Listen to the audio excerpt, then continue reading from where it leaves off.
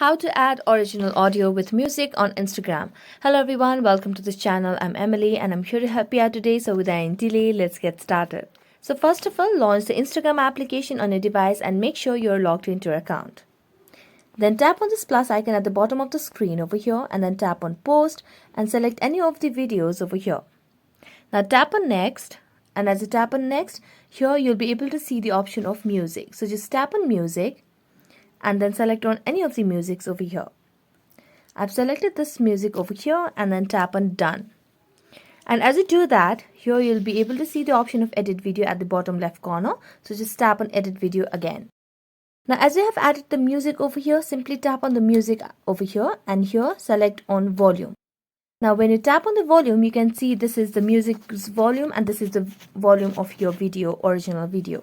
So just lower the voice of the music over here and then make the global clip video or your original sound to the 100.